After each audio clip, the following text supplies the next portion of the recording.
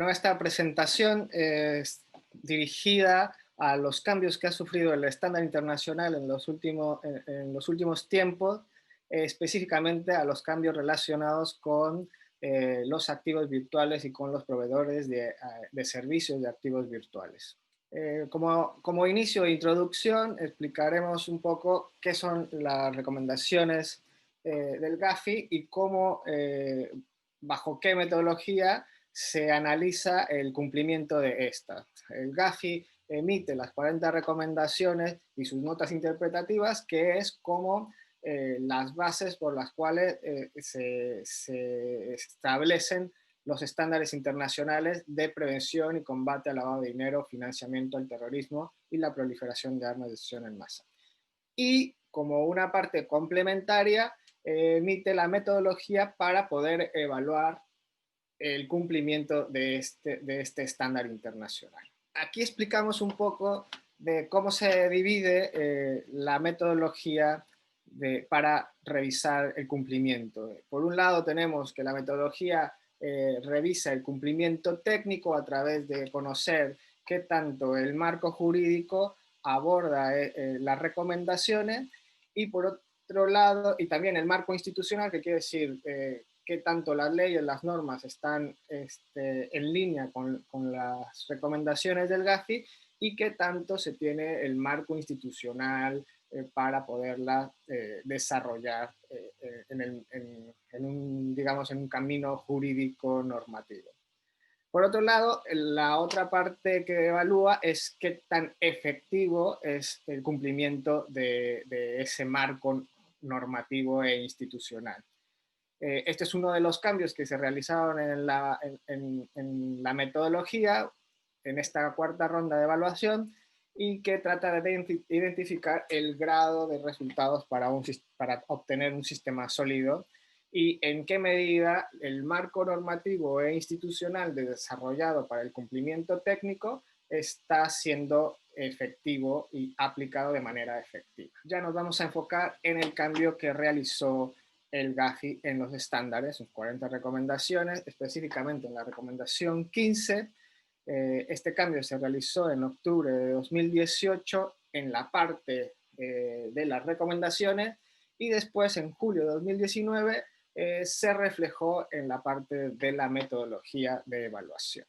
Bueno, comenzamos por la definición que el GAFI le da a estos activos virtuales, que es básicamente un activo virtual, es una representación digital de valor que se puede comercializar o transferir directamente y que se puede utilizar para pagos o inversiones. Los activos virtuales no incluyen representaciones digitales de moneda fiat, que es la moneda, digamos, fiduciaria o la moneda de curso legal de los países, valores o otros activos financieros que están cubiertos ya en otras recomendaciones del GAFI.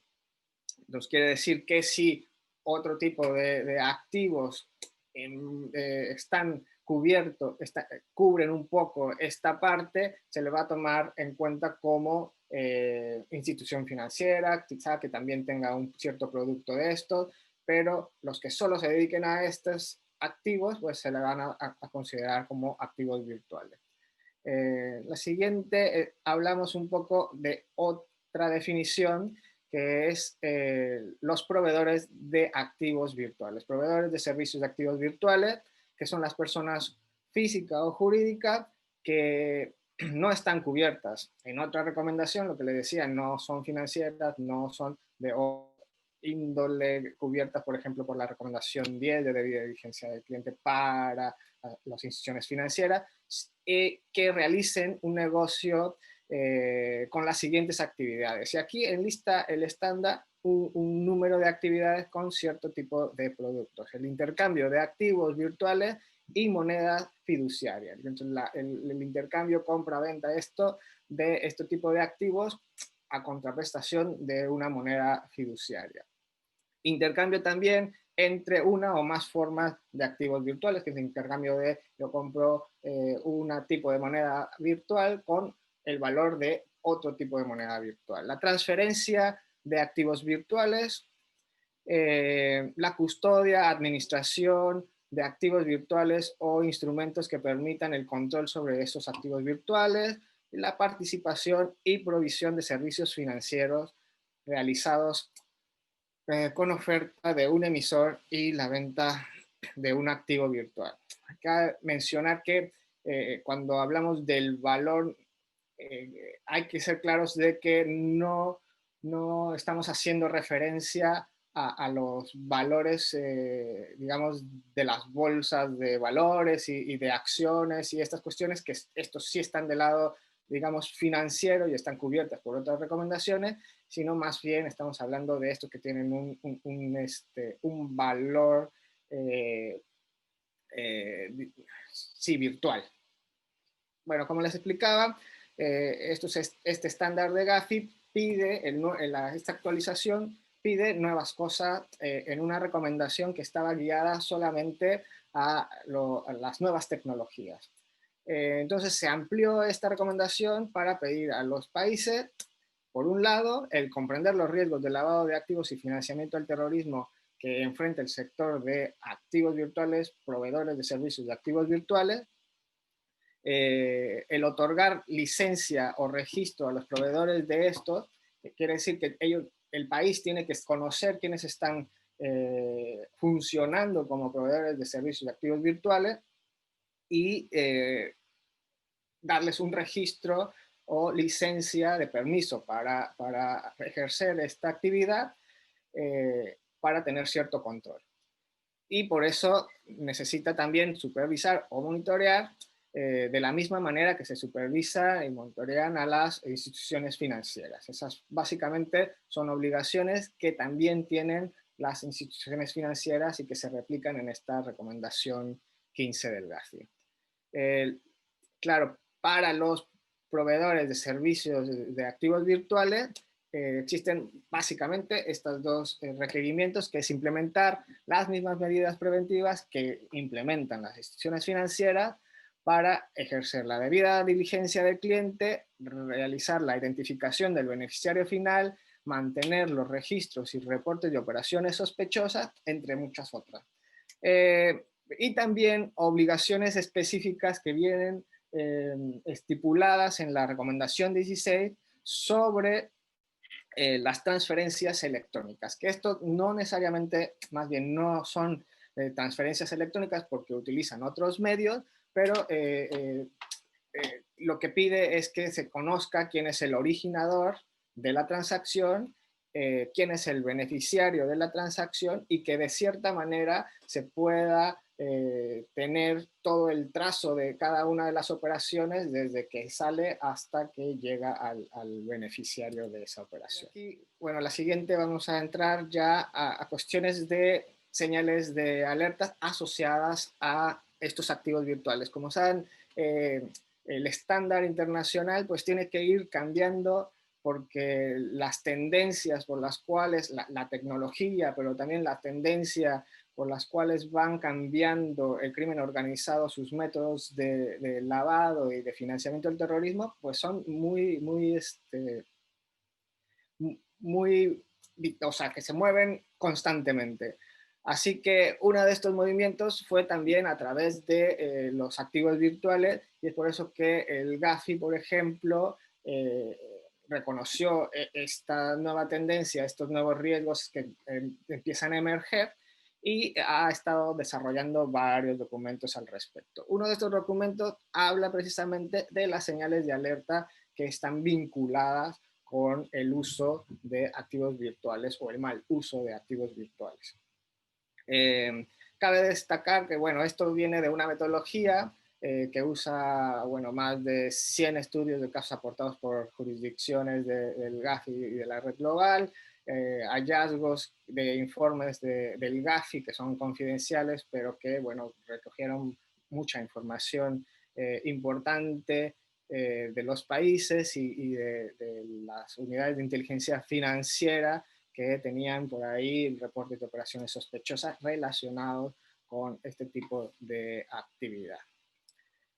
Vamos a entrar ya en la siguiente diapositiva con algunos detalles específicos de este uso.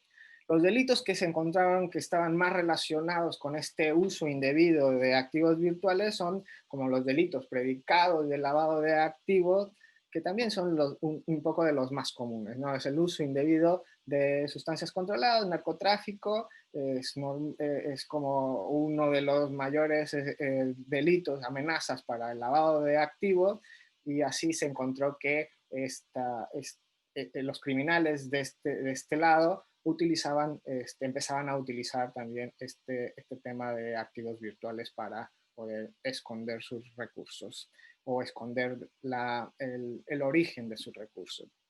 Eh, Otro muy utilizado y es un poco de la mano porque tiene que ver con nuevas tecnologías, con todas estas cuestiones virtuales que están desarrollándose a una velocidad increíble, pues son los fraudes, las estafas, el ransomware, que es básicamente el que te llega un archivo que te atrapa tu información y que le da acceso a información a los criminales, cibercriminales, que luego pueden extorsionarte con esa información, que no te la regresan. Hay muchos ya casos que ha pasado eso, si no es que le mandan el dinero de la extorsión a través de activos virtuales, la compra de activos virtuales, por ejemplo. También tiene que ver con delitos como la evasión de impuestos, delitos informáticos, que es básicamente estos que estamos viendo, tipos de extorsión o fraude cibernético, vishing, smishing, phishing. Hay ya muchos nombres para todos estos tipos de fraude cibernético, y también para la explotación infantil, trata de personas, todo esto que también tiene que ver con la dark web, que también se maneja un poco este tipo de activos virtuales para los pagos de estos servicios ilegales. La siguiente ya hablaríamos de los tipos de riesgos y tendencias que se están viendo en este tema. Es importante, antes de comenzar con ello, hacer la aclaración que estos indicadores de riesgo no necesariamente son específicos de los activos virtuales y que en muchas de las partes pueden ser, se comparten con otros tipos de activos o con otros tipos de actividades. Eh, eh, la mera presencia de una alerta no necesariamente quiere decir que esto ya sea algo ilegal o sospechoso. Normalmente lo que sucede en el estudio de análisis de este tipo de cuestiones es que suman ciertas alertas con otros factores para considerarlo sospechoso y de alguna manera que requieran recursos para su análisis. Bueno, aquí tenemos divididas ya las señales de alerta. Estas señales de alerta fueron encontradas y están relacionadas con las operaciones en sí. Les decía que este tipo de operaciones no necesariamente están solamente vinculadas con activos virtuales, pero son cuestiones que también se comparten con otras actividades, como es las actividades más financieras, bancarias, abrir una cuenta y esto, bueno, lo vamos a encontrar aquí. La estructura, por ejemplo, de operaciones con activos virtuales. Esto también pasa en la estructura de operaciones con otro tipo de servicios financieros, pero en la compra, por ejemplo, de activos virtuales se habla de pequeñas cantidades o cantidades que no superan el umbral para evitar ser reportados a la autoridad. También la realización de múltiples operaciones de alto valor, que te da a entender que dependiendo del perfil del cliente, pues esto tiene o no una relación con esto. La transferencia de activos virtuales inmediatamente a múltiples proveedores de servicios, plataformas, digamos, especialmente a las plataformas que estén registrados u operando desde una jurisdicción que no que no haya regulado esto o que no estos servicios, o que no tenga controles suficientes para poder encontrar si está haciendo alguna operación indebida o si está cumpliendo con las obligaciones de prevención y combate al lavado de dinero o financiamiento del terrorismo. y convertir los activos virtuales en múltiples tipos de activos virtuales. Claro, ya les digo, esto es no necesariamente directamente algo de riesgo, pero conjugado con otros pudiera ser. Y incurriendo a nuevas en tarifas de operaciones adicionales, pero que sin duda no tienen una explicación comercial. Cuando hay transacciones en las que el cliente pierde, pues claro, a veces el cliente pierde porque no fue cuidadoso, porque no sabía del tema, pero muchas veces da la sospecha de que no le importa perder con tal de, digamos, diseminar esos bienes o activos y que estos se pudieran ahí disimular, ¿no? La siguiente son otro tipo de señales de alerta y estos están relacionados con los patrones de operación. Operaciones relativas a los usuarios y las operaciones a un cierto tipo de usuarios, y hay operaciones relativas a todo tipo de usuarios. La primera es realizar un gran depósito inicial para abrir una nueva relación con un proveedor de servicios de activos virtuales, mientras que el monto es inconsistente con el perfil del cliente. Lo que ya les decía es que de repente cuando uno hace la debida diligencia del cliente, pues le dice, ¿a qué se dedica? No, pues soy estudiante. Ah, sí, ¿qué quiere comprar? No, ¿cuánto dinero quiere poner en su wallet o su cartera? No sé, medio millón de cualquier divisa.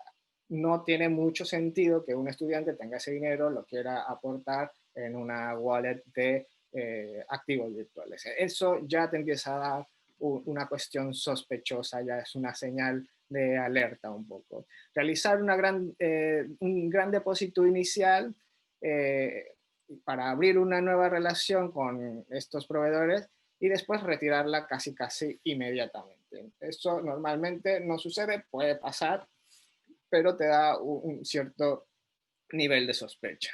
Por otro lado están las operaciones que involucran el uso de múltiples activos virtuales o múltiples cuentas sin una explicación comercial. Es decir, yo prefiero, en vez de tener todo en una misma cuenta, tener varias cuentas con muchos tipos de wallet donde pongo mi dinero. No necesariamente compro activos virtuales, sino los tengo ahí administrados y luego los tengo por mucho tiempo sin hacer ningún movimiento, solo pagando ciertas cuotas. De repente lo saco, bueno, esto puede ser algo también sospechoso o una señal de alerta para la autoridad. Hacer transferencias frecuentes en un periodo de tiempo determinado a la misma cuenta de activos virtuales por más de una persona, desde la misma IP por una o más personas, y en relación con grandes cantidades, ¿no? Esto de la IP es siempre una cuestión de ayuda porque te dice, bueno, de la misma IP me están diciendo que varias personas distintas están actuando. Puede ser que a lo mejor haya un tema de robo de identidad o cuestiones así y que estén utilizando esto de una mala manera. Por otro lado, hay otras miles de cuestiones por las cuales pueden desviar la IP y yo estando en Argentina, mi IP aparezca que sea de algún otro lugar bastante lejano. Hay muchas cuestiones como estas, pero tenemos que tener en cuenta cuando existan este tipo de alertas o este tipo de inconsistencias en la operativa. La siguiente lámina está relacionada con cuestiones de alarma por el anonimato que pudiera tener el uso de estos tipos de activos. Claro, cuando el usuario que ingresa a una plataforma usa registradores de nombres de dominio que suprimen o censuran a los propietarios de los nombres de dominio. Es lo que les digo, es que pueden haber, ya hay muchas maneras informáticas de suprimir esos datos o de desviarlos y dar otros. El uso de activos virtuales cuyo diseño no está adecuadamente documentado o que están vinculados a posibles fraudes u otras herramientas destinadas a implementar esquemas fraudulentos como, por ejemplo, esquemas Ponzi. Esto es algo que siempre es un riesgo. Para eso hay una cierta regulación hasta prudencial de este tipo de servicios en algunas legislaciones y normativas de algunos países, pero sin embargo, claro, que puede existir el riesgo de que la gente esté invirtiendo en este tipo de activos y que este proveedor de servicios de activos virtuales pues no tenga un respaldo para saber si su actuación está siendo legal y que no va a acabar esto en un fraude, ¿no? Esto deja de alguna manera marcas en los sistemas diciendo activo virtual tuvo este problema o con este mismo activo virtual se compró algo ilegal, con este mismo activo virtual se pagaron ciertos servicios ilegales y dejan una cierta marca ahí que también puede ayudar para saber que esto es algo sospechoso. Y usuarios que ingresan a la plataforma de servicios de activos virtuales usando una dirección IP asociada a una red oscura u otro software similar que permite la comunicación anónima, incluidos correos electrónicos cifrados. Es lo que les decía, hay ya bastantes herramientas de este tipo que pueden desvincular una IP, desvincular los correos electrónicos, cifrar cierta información que no permite al proveedor conocer quién está detrás de esa operación 100%. Bueno, ya casi terminamos. Es este tema de señales de alerta sobre los remitentes o beneficiarios. Por un lado están las irregularidades observadas durante la creación de la cuenta. Hay mucho tipo de irregularidades que pueden salir de ahí.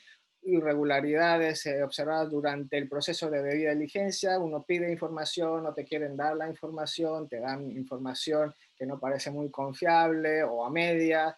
Los perfiles del cliente no es consistente con las operaciones que pretende realizar, o el perfil de potenciales es de potenciales transportadores de dinero. O sea, a veces que se usa a la gente, el crimen organizado puede utilizar a gente, normalmente son gente de edad avanzada que desconoce bien cómo funciona este tipo de servicios y este tipo de activos para pasar dinero virtual de un lado a otro sin generar sospechas. Y bueno, esta es una que también es algo general, que son señales de alertas sobre la procedencia de los recursos o el patrimonio. Cuando realizan transacciones con cuentas de activos virtuales o tarjetas bancarias que ya de alguna manera están relacionadas con algún tipo de delito, tales como fraude, extorsión, y que, bueno, son direcciones ya sancionadas o mercados que han tenido que ver con el darknet, pues esto ya te da de entrada un riesgo porque entiendes que ese dinero puede venir de algún ilícito como extorsión.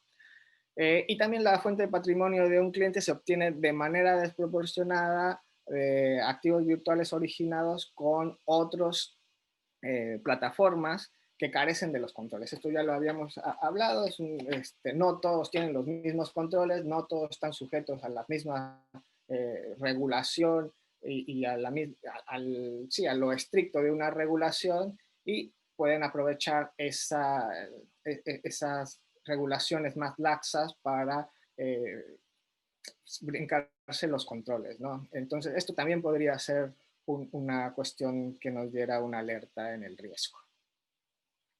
Riesgos geográficos, está el tema del cliente que envía recursos que operan en jurisdicciones que tienen mala regulación en activos virtuales, se están implementando mal los controles, ya lo habíamos hablado, y los recursos del cliente se originan o se envían de un proveedor de servicios de activos virtuales que no está registrado en la jurisdicción donde está localizado este mismo proveedor.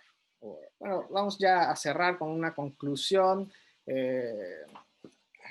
Por un lado están Las señales de alerta son solo uno de muchos elementos que contribuyen a la imagen general más amplia del riesgo potencial de lavado de activos y financiamiento del terrorismo.